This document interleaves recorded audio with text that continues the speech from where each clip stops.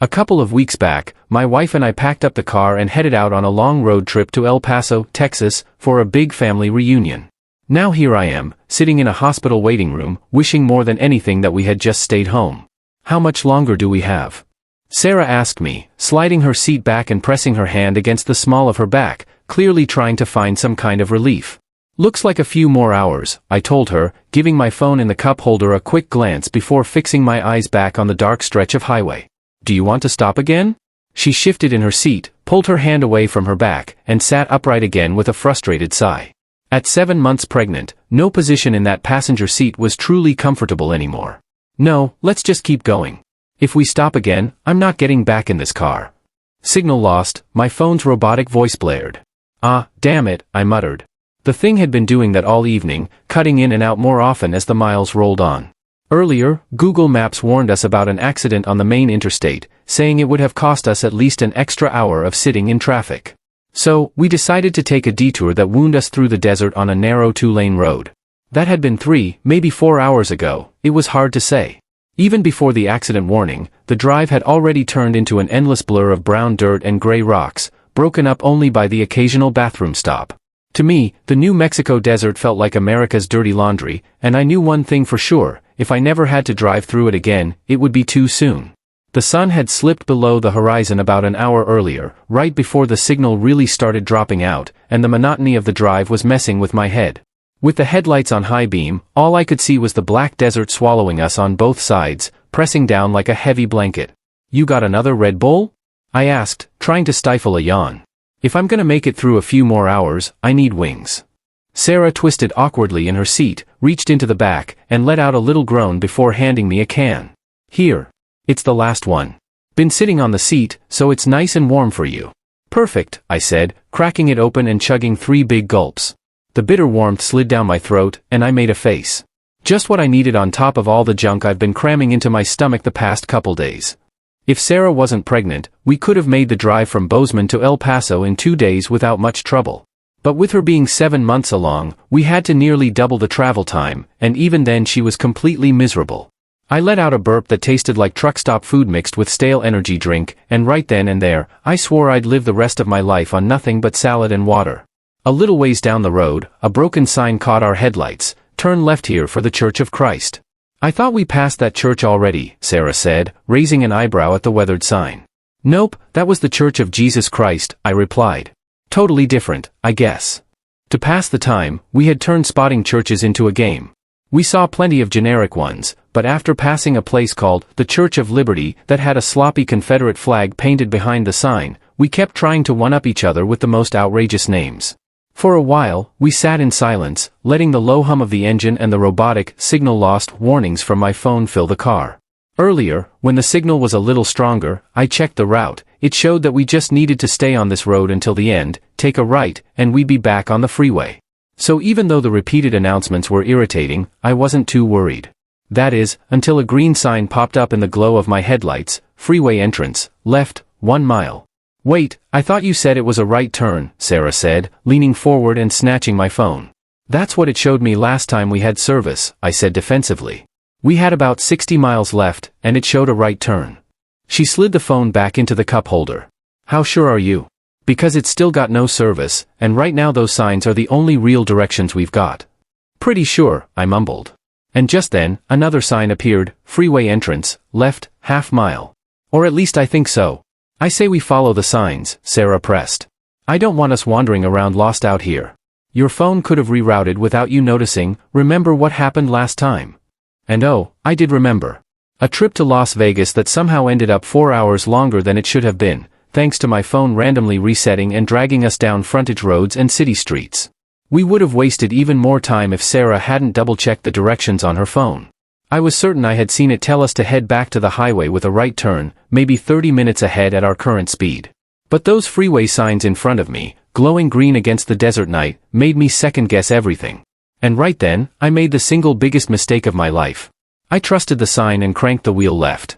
Sarah leaned back again, trying once more to find that sweet spot where her back didn't ache so much, while I kept my eyes locked on the endless white lines sliding beneath the headlights. When you've been driving through the dark as long as we had that night, time just stops making sense. It could have been hours we were barreling down that desert road, or maybe it felt like days. With nothing out there to mark the passing of time, it was really only the clock that could tell the difference. But the damn dashboard clock had glitched out and reset itself, like it had done on and off ever since I bought the car. It was the kind of thing Sarah loved to throw in my face during our little arguments, one of those petty straws you keep stacking on the camel's back. Truth was, neither of us really cared, but it was still one more thing to needle me about.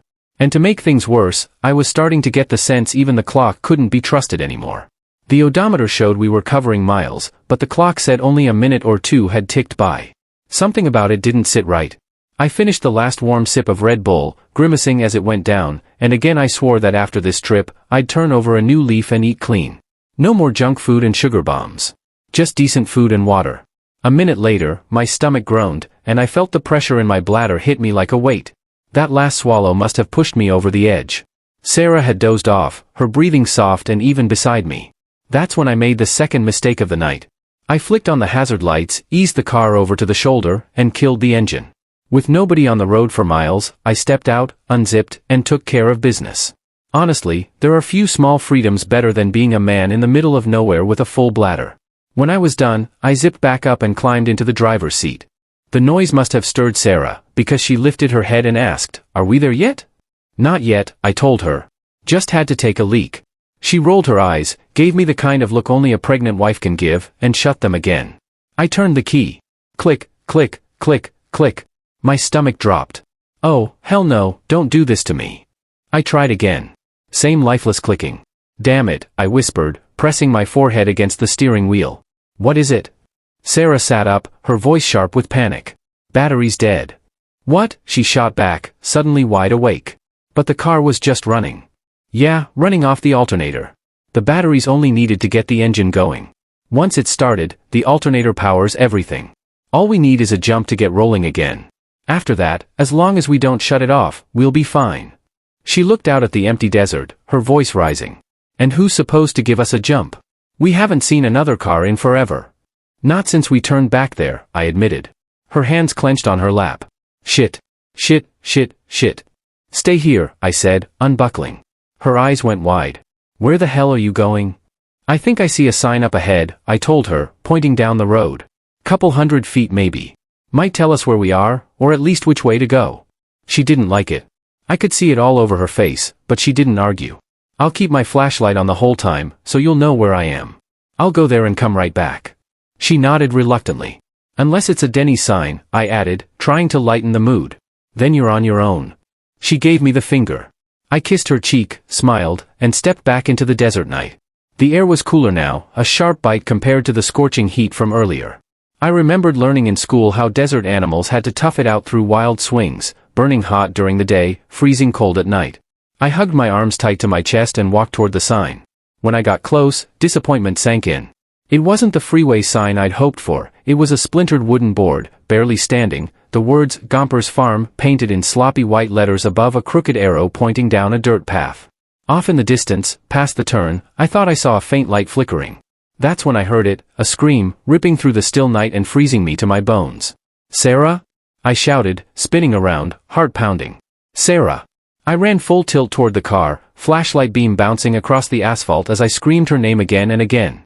The silhouette of the car grew larger in the distance, but it still felt too far. "What? What?" Sarah's voice finally rang out, sharp with alarm. Relief washed over me as I slowed, breathing hard. She was standing by the passenger door, holding it open, confused. "I thought I heard you scream," I gasped, clutching my knees. She looked around, frowning. "No. You didn't hear that?" She shook her head. "I don't think so. I was inside until you started yelling like a maniac." "Where did it come from?" "I don't know." I spat the bitter taste of panic onto the ground. "Could have been an animal," she offered, though her voice didn't sound convinced. "So, what did the sign say?" "There's a farmhouse about a mile that way." I pointed down the dirt road. "If I run it, I could make it in 10 minutes, tops. If someone's there, all I'd need is a ride back and a jump. If nobody's home, then, well, we'll have to wait till daylight unless we get lucky and a car passes by." She chewed on her lip, weighing it all. Then I saw her shoulders square up, and I knew exactly what was about to come out of her mouth. "I'm coming with you," Sarah said flatly. I didn't love the idea. The thought of dragging my very pregnant wife into the desert night made my stomach tighten, but I could already tell there was no winning this fight. And truth be told, after hearing that scream, or maybe imagining it, I felt better having her next to me than leaving her behind. "All right," I said finally, giving in. "But grab your jacket. I'll grab mine too and a couple bottles of water from the back."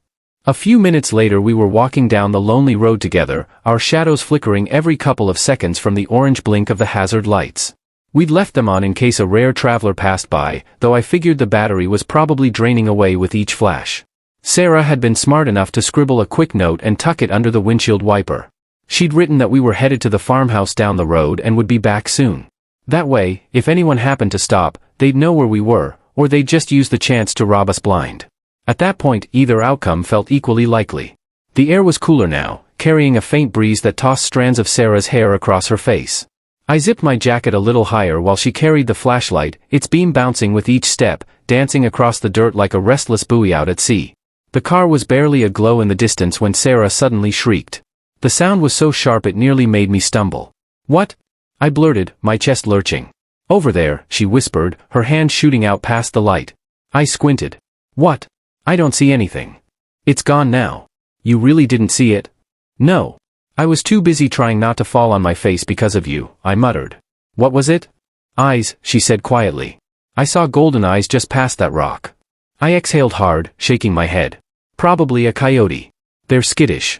As long as we stay on the road and keep talking, nothing's gonna mess with us." Sarah nodded but stuck closer to me. After a pause, she asked, "How much farther do you think?" "Not sure. 10 minutes maybe. 15 if we drag." That's when I saw what she meant. Out beyond the reach of the flashlight, next to a big rock on the side of the road, two golden eyes hovered, steady and watchful. "See?" I pointed. "Definitely a coyote. You can even make out its body if you look close, low to the ground, all fours. Looks bigger than I'm used to, but still, that's all it is." Hell, that's probably what I heard earlier. One of these guys killing dinner. I wasn't sure I believed my own explanation, but saying it out loud made me feel like I had some control. We kept walking, filling the silence with talk about how we'd laugh about all this once we were home. When the glowing eyes finally blinked out, I felt both relieved and oddly disappointed. Part of me wanted to get a closer look, but the other part of me knew where coyotes hung out, by their dens. And being near one was the last thing we needed. Sarah suddenly stopped mid-sentence. "Shit. What now?" I asked, scanning the dark. She grimaced. "I've gotta pee." I raised a brow. "You can't hold it?" "Not unless you can convince this kid to stop using my bladder as a trampoline," she shot back, handing me the flashlight. "So where am I supposed to go?" I grinned despite myself. "Why not right here?" She gave me a look like I'd lost my mind. "You're kidding." "Not even a little," I said. "Don't wander off the road, and it's not like anyone's out here watching. If the universe really decides now's the time for an audience, well, I'd still rather that than keep walking with you miserable." "Fine," she muttered. With a sigh, she tugged down her maternity pants and squatted. I angled the flashlight away to give her some dignity, but I used the moment to sweep it around the road. That's when I spotted more pairs of eyes, scattered on both sides of the path. Each reflection made my pulse climb. Being outnumbered never sat well with me, and being surrounded by glowing eyes in the middle of nowhere sat even worse. When Sarah finished, I helped her stand back up, and we pressed on, the crunch of dirt under our shoes the only steady sound. Then it happened, I froze. "What?" Sarah hissed, sensing me stop.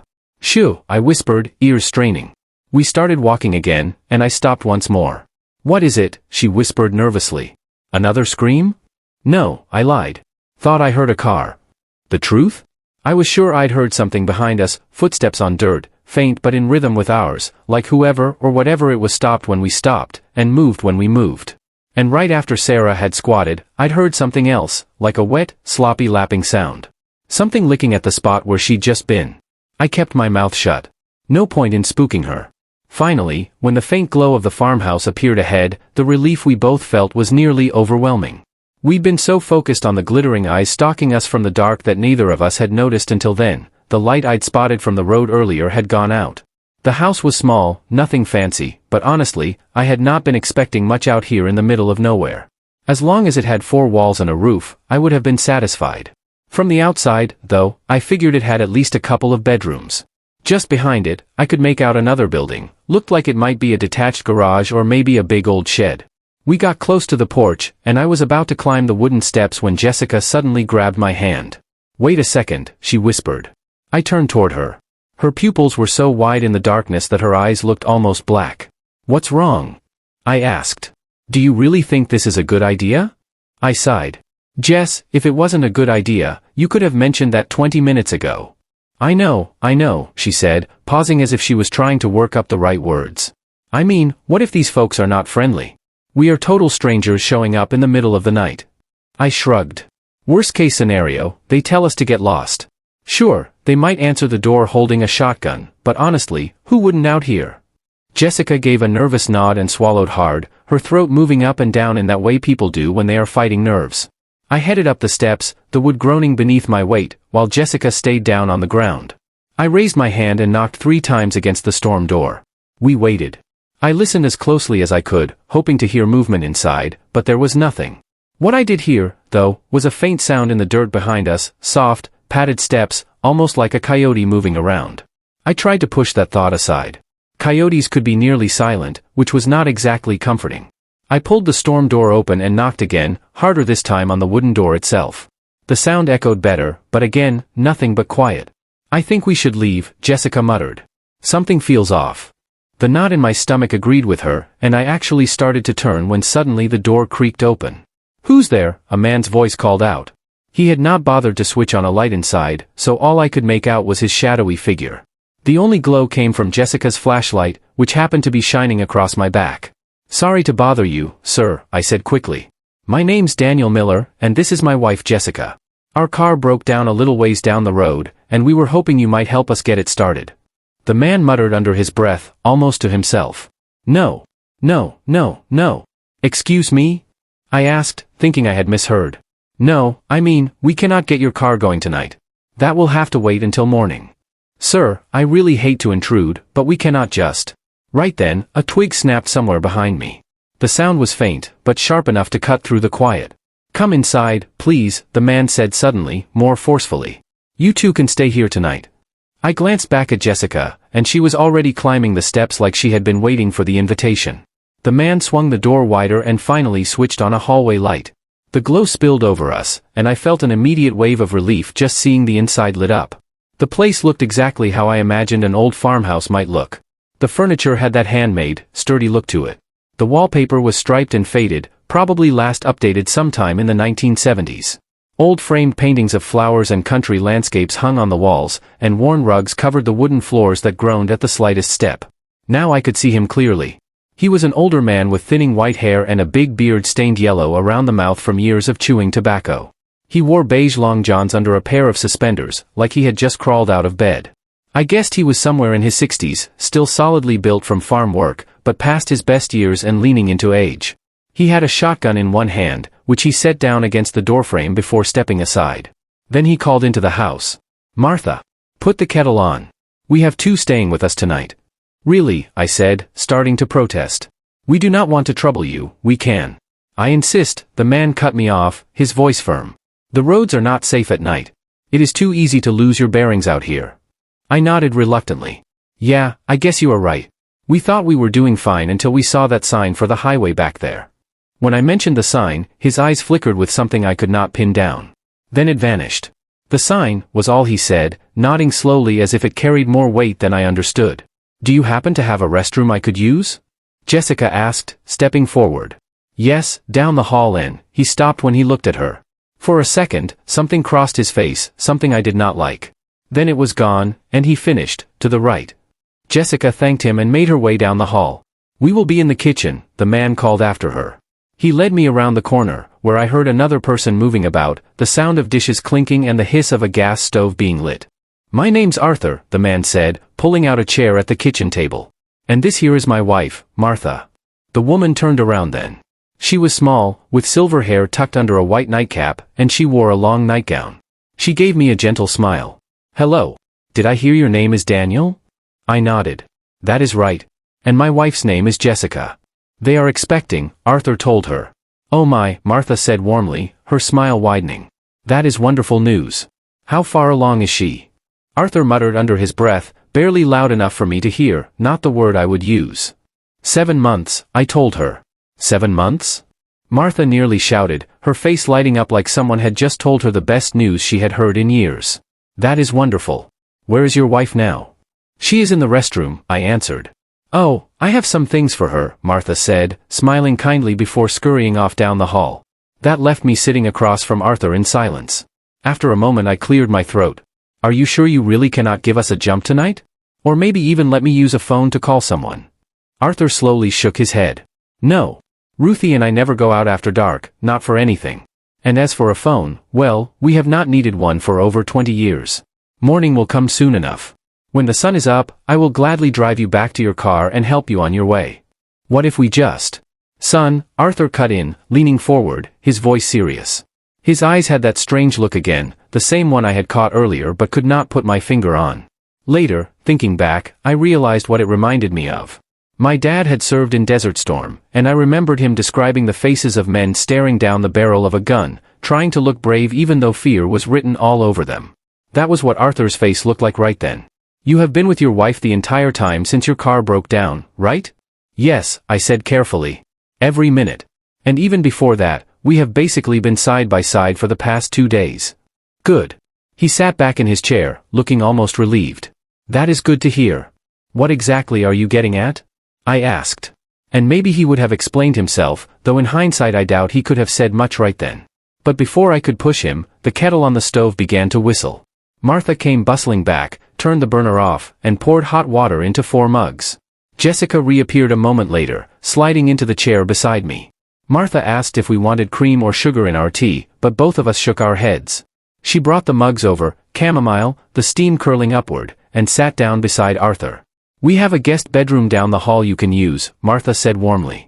I am glad you two made it here safe. Yeah, Jessica replied, gently bobbing her tea bag up and down. We were starting to get creeped out by those coyotes. Coyotes?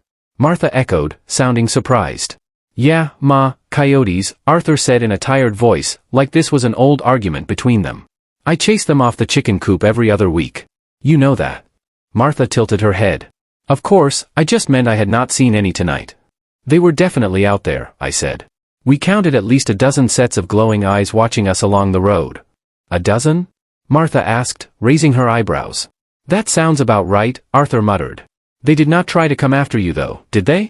No, Jessica said, sipping carefully at her tea, then taking a bigger drink once she saw it had cooled. They stayed off the road. I am not so sure about that, I added. I am pretty certain one was trailing us from behind. Jessica shot me a sharp look. And when exactly were you planning on telling me that? As soon as there was nothing behind us anymore, I said with a shrug. Arthur leaned forward again. But none of them got too close? No, they all kept their distance, I told him. The closest was that one behind us, but even that was a good ways back. Arthur gave a slow nod and lifted his mug. That is a relief. Coyotes out here are no joke. Do you get them often? Jessica asked. Arthur ran a hand through his thin, silver hair. More often than I would like. I suppose we deal with more than some folks, but fewer than others. They like the chickens we keep out back. Around here, there is not much else to hunt unless they dig something out of the ground, so the coop is an easy target if I do not hear them quick enough to fire a warning shot. Jessica shivered. I am glad I do not have to worry about that kind of thing. Where are you two from? Arthur asked. Montana, I said. We have coyotes up there too, but they tend to stick to the rural stretches. My family never had chickens or livestock to worry about. One time, though, I found a coyote rummaging through the trash cans when I was a kid. I told everyone I thought it was a wolf. Jessica nudged me with her elbow. Classic Matt. The boy who cried wolf. I rolled my eyes, twirling the tea bag string around my finger. Chamomile was never my thing, it reminded me too much of being sick as a kid. My mom had this obsession with her herbal teas. Every sniffle or cough, she would shove one under my nose. Are we actually staying the night here? Jessica asked, turning to me. I looked at Arthur, and he gave me a steady, serious nod. Yeah, I said slowly. I guess we are. It is late, and they have a room for us. Might as well get some rest. Are you sure it is not too much trouble? Jessica asked, looking toward Martha this time. Martha brushed it off with a wave of her hand. Not at all. We have not had visitors in years. Not since the Pruitts stopped in for Christmas, and before that, well, nobody. Aside from my boys, you two are the first to walk through our door in almost a decade. Oh, you have children? Jessica asked. Grown now, Arthur said softly, staring into his mug. Twins, Martha added proudly. About your age, I would guess. Most of their old clothes and things are still in the back room. I pulled out a chest from the closet already. You are welcome to take a look before heading to bed. Jessica shot me a questioning look. I gave her a little shrug, and she smiled back at Martha before following her deeper into the house. Once the women slipped off down the hallway, Arthur looked at me and said, "You two ought to count yourselves lucky." I raised my eyebrows. Lucky? How do you figure that? He leaned back, his voice steady but serious. When coyotes get real hungry, they'll go after just about anything that moves. If you really had that many trailing you, then son, you and your wife were walking awful close to your own graves. Now, I did not know if I believed him, but I will say this, the chill that ran the length of my spine sure did. For a good while we just sat there, listening to the faint voices of our wives talking about kids somewhere deeper in the house, mixed with the slow, steady tick of a grandfather clock. That was when I heard it again, that scream. It came from outside, close, but I could not pin down where. My body stiffened in the chair. Arthur, though, didn't even flinch. "Birds," he said flatly. "Birds?" I asked. "Yeah," he said, nodding. "We've got some out here that make noises like that. Sound just like a woman screamin', or sometimes like a baby cryin'. But it's just the birds calling back and forth." I blinked. "What kind of birds scream like that?" He gave a shrug. "Couldn't tell ya. Heard folks call 'em lyrebirds once. Not sure if that was their name or just a label that fit." The word scratched at the back of my brain like something half forgotten. "Lyrebirds," I repeated slowly. "Yeah, I think I've heard of those. They're the kind that can copy noises, like parrots, right? I thought those lived in Australia." Arthur shrugged again, like it was of no consequence. "Could be. All I know is the sound we just heard wasn't anything but one of those damn birds." I sank back into my chair, letting out a breath. The idea of a bird screaming like that seemed a little easier to swallow than whatever else my imagination had been cooking up. Arthur leaned forward a bit, his tone changing. "That reminds me of something I learned as a boy. Not exactly like cryin' wolf, but still a lesson." I lifted the mug of chamomile in my hands, more for something to do than anything else. I was not a tea drinker, but it felt rude to let it sit untouched. "You ever hear of a brood parasite?" Arthur asked carefully, as though choosing his words. I shook my head. "No, can't say I have. It's a type of bird that lays its egg in another bird's nest. Sometimes they even push the other eggs out. But most times, they just sneak their egg in there and let the poor mother bird raise it like one of her own." He looked down into his mug. "I first heard about 'em when I was about 8. One spring, I came across a robin's nest. It had a bunch of those little blue robin eggs in it, but there was one odd one, black with white speckles. I thought I'd stumbled onto something amazing. Every day that spring I climbed up to check on that nest." His voice slowed. "Couple weeks passed, and that speckled egg hatched first. Out came a black chick, bigger than the others, mean-looking too. Not long after, the robin eggs cracked open, and out popped little chicks, bright and fragile. That black bird was already twice their size." I could picture it as he spoke, and the image put a sour taste in my mouth. Days passed, and one afternoon, before I climbed the tree, I saw a robin chick lying dead in the grass.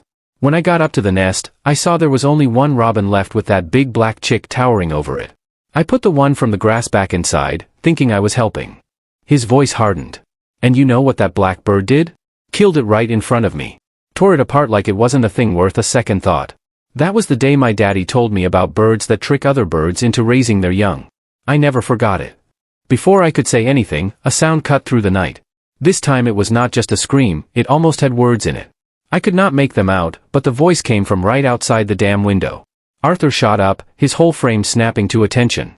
With 3 long strides he was at the glass. He raised his voice, angry and firm. "I was just tellin' a story. Leave us be." For a second, I thought I heard something skitter off in the dirt outside. My throat tightened. "What the hell was that?" I asked, trying to mask the nerves shaking through my voice. "Coyotes," Arthur said, spitting the word. "But, you said it was birds?" His eyes flicked toward me, his tone sharp but tired. "Them too. The coyotes get nosy, the birds get riled up, and before long this place feels like the busiest damn spot in all of New Mexico." He moved around the house, and I heard the rattle of the doorknob. Was he checking the lock? It sure sounded like it. Then he came back, his face calmer but still grave. "I reckon it's best if we call it a night. Ruth will be up early makin' breakfast, but y'all can sleep in if you want. In the morning I'll take the truck out to the road, give your car a jump, and get you back on your way." I forced down another gulp of the tea, wanting to at least finish half the mug, and nodded. By the time I made it to the bedroom, Melanie was already fast asleep. She could not have been there long, but Ruth had tucked her in like family, propping pillows just right, making the bed warm and soft. It looked like this might be the first real night's sleep my wife had gotten in weeks. I stripped down to my boxers and slid into bed beside her. I was drained, body heavy as stone, but sleep would not come. I just lay there staring at the ceiling, every bad decision that led us to that farmhouse running through my mind like a reel I could not shut off. That knot in my stomach, the one that first formed when our car broke down, it was worse now. Tighter, sharper. Arthur and Ruth had been nothing but kind, but deep down I knew it. There was something they were keeping from us. If that night had been a movie, I figured the twist would have been that Arthur and Ruth were secretly planning to do us in, or maybe that those screams outside were really from poor souls chained up in the big garage out back. But deep down, I did not buy into that idea. It was not that I thought they were innocent, because truth be told I had just met them and had no clue what they were capable of. It was more that it just did not fit. What stuck with me was the look Arthur gave me when he asked if I had been with Melanie the whole time. And the way his voice shifted when he told whatever was out there that he was just telling a story. Even the story itself, what was that? Was it just an old man reminiscing about his childhood, or was it some kind of warning dressed up like a memory? Another cry ripped through the night, this one stretched into something that almost sounded like it was saying "Ma." I had to admit, it did sound more like a bird this time. Not human. Or at least, not entirely human. Melanie gave a soft snort beside me, the kind that would probably turn into a full-blown snore one day. Then another scream came, but this time from a different direction. It was as if they were all calling back and forth to one another in the dark. I let out a heavy sigh, shut my eyes, and tried to will myself to sleep, even if I only managed an hour or two. The house itself was drafty, colder than it should have been. Probably the old windows or lousy insulation. I curled onto my side, knees tucked to my chest, pulling the thin sheet up tight just for a little more warmth. I was right on the edge of drifting off when I heard it, scratching claws dragging along the outer wall. My eyes flew open. Coyotes? Did coyotes even do that? I sat up, straining to listen. Part of me knew I would feel ridiculous in the daylight, scaring myself half to death over every little sound. But the night has a way of twisting things, turning shadows into monsters, even if they are only the kind that live in your head. Then it came again. A scream, louder this time. So close it rattled in my chest, right outside the damn window. I glanced at Melanie, certain she'd be awake after that. But she only stirred, turned on her side, and slipped deeper into sleep. I stood, my nerves buzzing, and crossed to the window. My idea was simple, throw open the curtains and spook whatever was out there into running off. I never expected to see a face staring back at me. I stumbled backward so fast I tripped over my own feet, landing hard on the wooden floor with a crack that echoed through the room. From where I lay, I could only see a strip of moonlight cutting through the curtain. And thank God for that. Because the face I had seen in that brief instant wasn't Arthur's. It wasn't Ruth's. And truth be told, I wasn't even convinced it belonged to a human being. It had the almost quality of being human, but it wasn't right. The eyes sat too wide apart, too large for the head. The mouth stretched too far. The nose was practically flat. For one shaky second, I tried to convince myself it might have been my own reflection in the glass. That explanation sounded a hell of a lot better to my brain, and I clung to it. I got up slowly, bracing myself for the worst, that the thing would still be there staring in. But when I peeked again, all I saw was my own reflection, faint in the glass. Just enough to trick a tired mind. Scared of your own face, I muttered under my breath. If Melanie had been awake, she would never have let me live that one down. But she was out cold, dead to the world. I yanked the curtains shut tight, making sure not a sliver of light could creep through, then crawled back into bed beside her. Sleep didn't come easy. Not with those random screams and cries sounding off outside the window every so often. But even when I managed to close my eyes, I couldn't get that warped face out of my head. It was like a twisted carnival mirror version of a person, burned into my mind the way a camera flash leaves a white spot in your vision. At some point, though, I must have passed out. Because the next thing I knew, sunlight was streaming in through the cracks around the curtain. Melanie was stirring, which meant she'd be heading to the bathroom any second. I grabbed my phone off the nightstand. No service, still. But at least it told me the time, just before 6 in the morning. I got dressed quietly, ready to leave as soon as Melanie was set. The memory of the face still made my stomach turn, but with the daylight pouring in, the logical side of my brain was taking charge again. By the time we had breakfast, I was already half convinced it had been nothing but my reflection all along. I opened the bedroom door and stepped into the hall. The smell of coffee drifted through the house, warm and bitter, but I didn't hear anyone moving around. In the kitchen, I found 2 mugs sitting out and half a pot of coffee left on the burner. Before I could puzzle over where Arthur and Ruth had gotten off to, I heard her voice outside, calling to him. I looked out the window just in time to see Arthur's old truck backing up toward the garage. Was it just the one? Ruth's voice carried over the engine. Arthur killed the truck, stepped out, and walked around to the back. Sticking out from the bed were two long iron poles, heavy and dark against the morning light. No, it was two this time, Arthur said. One was a mile out, the other was about a mile and a half. He dropped the truck's tailgate, and the heavy metal poles clanged as they hit. They're getting smarter, Ruth, he went on, lifting the oversized street signs from the bed of the truck and hauling them toward the shed. With the Pruitts it was just one sign, and I still don't know where these things are coming from. Probably yanked off some stretch of road nearby. We are going to have to deal with it sooner or. Do not you dare finish that thought, Ruth snapped, cutting him off. Arthur sighed and held up his hands. All right, I am sorry. I just get tired of cleaning up after them. Well, then take it up with them, she shot back. He is your. Arthur's head whipped up, and his glare froze her in place before she could finish. He might be yours, but he sure as hell is not mine, he growled. Mine is lying out under the apple tree. The two of them turned toward the front door, and I hurried back into the bedroom. Melanie was sitting up in bed. Hey, Matt, what time is it? She asked. I am not sure, I said. Around 6, I think. We should probably get moving. Melanie stretched wide and let out a yawn. Yeah, she agreed. That sounds like a good plan. How did you sleep? Great, I lied, knowing full well the truth would lead to questions I did not want to answer. Same here, she said, scratching at the back of her head. Best sleep I have had since I got pregnant. Let me hit the bathroom, then I will get dressed and we can go. I nodded, trying to hide the nervous knot growing in my gut. She slipped into a robe, one I figured Ruth had loaned her the night before, and padded across the hall to the guest bathroom. It was clear that Arthur had been up early collecting those road signs we had seen the previous night. What was not clear was why. Who kept putting them there in the first place? Just as Melanie was coming back from the bathroom, Arthur and Ruth returned from outside. Oh, Ruth said with a hint of surprise. I did not expect you two up for another hour or so. Let me get breakfast started. That is all right, I told her. We really should hit the road. Well, I have coffee on already, so at least take a cup with a couple of blueberry muffins I baked the other night. I was about to politely decline, but Melanie beat me to it. I do not think I can even look at a blueberry right now, she muttered, followed by a dry gag. Ruth nodded knowingly. That is just fine, dear. What about you? I shook my head. I am not much of a breakfast person. All right then, Ruth said slowly, almost sing-song like she was talking to children. But if you leave this house hungry, that is on you. She drifted into the kitchen, likely to fix her own breakfast, while Melanie went to gather her things. Arthur lingered in the hallway with me. Your wife get morning sickness often? He asked after a silence that felt way too long, broken only by the faint clatter of dishes in the kitchen. She used to, I said. This is the first time in a while. I think the road trip is wearing her down. Arthur nodded slowly. Yeah, probably.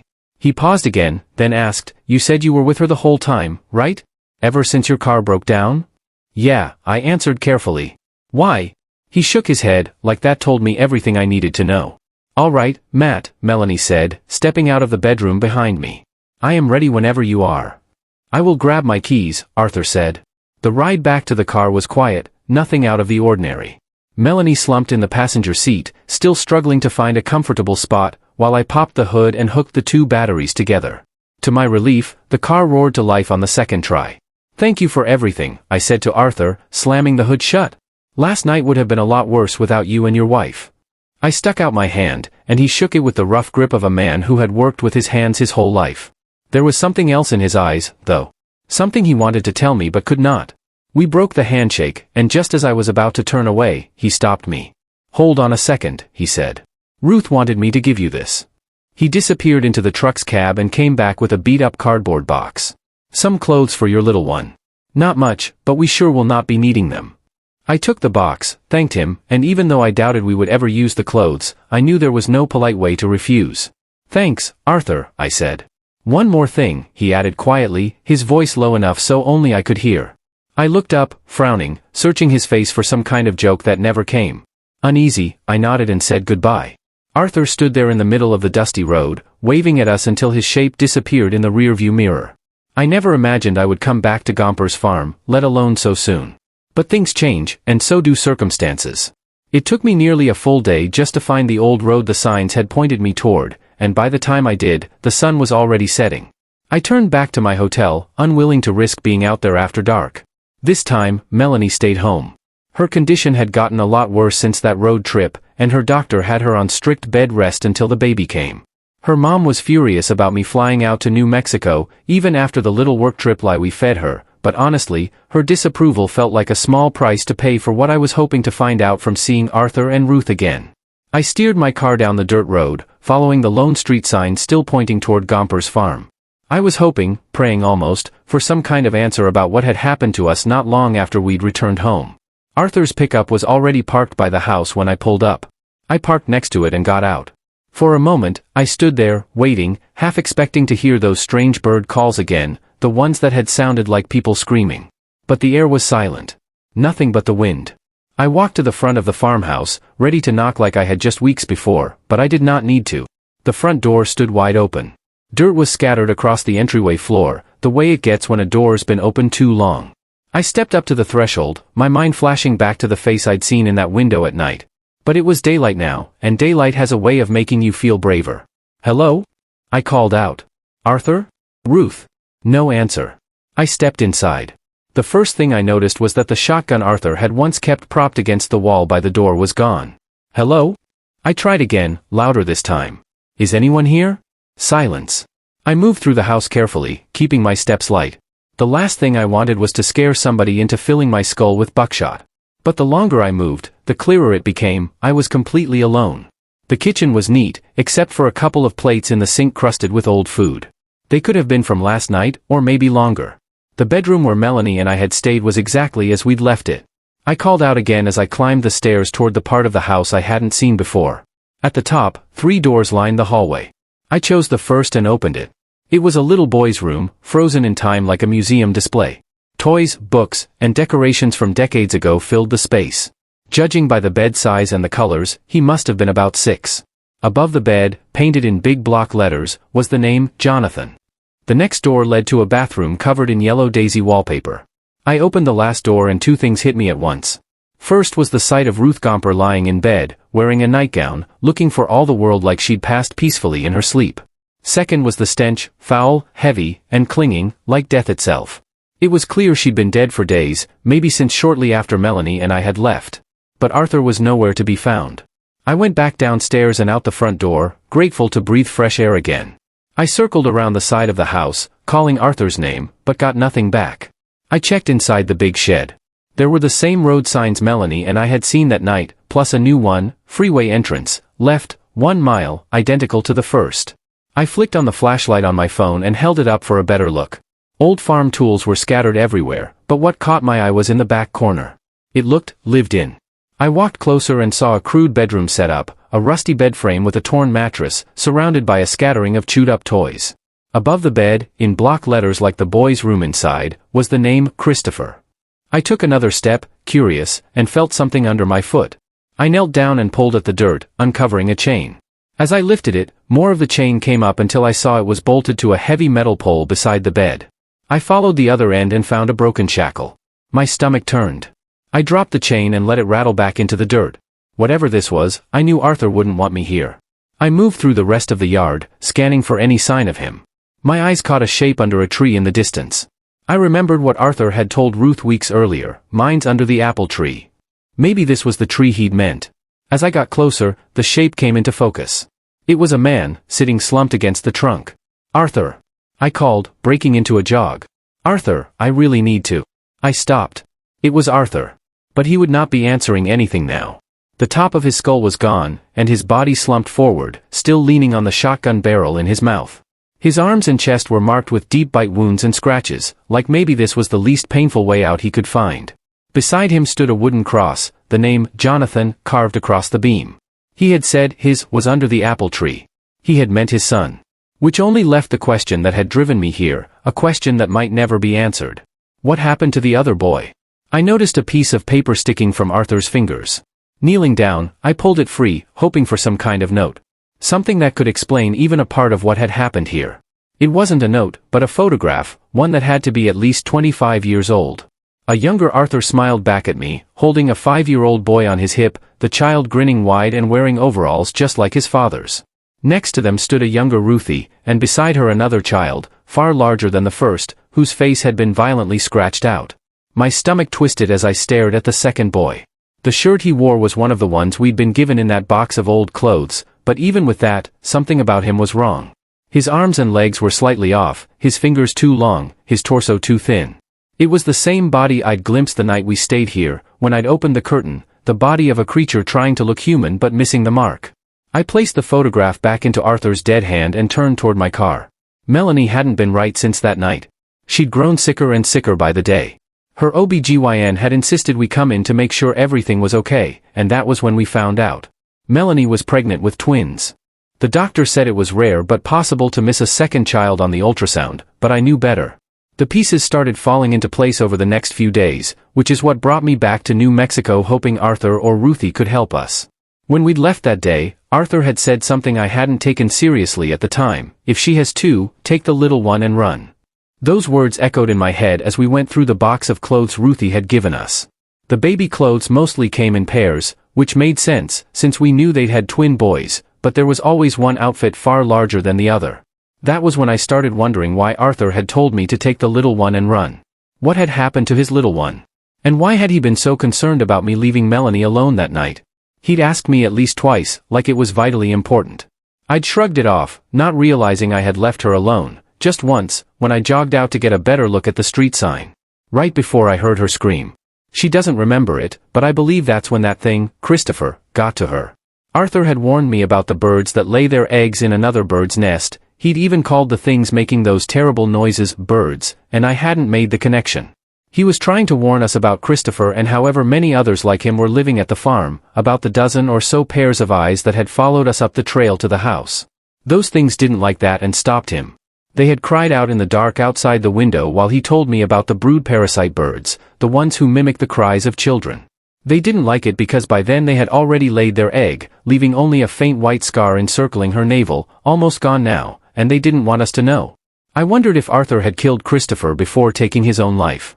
The wounds on his body told the story of a man who had fought hard against a wild animal.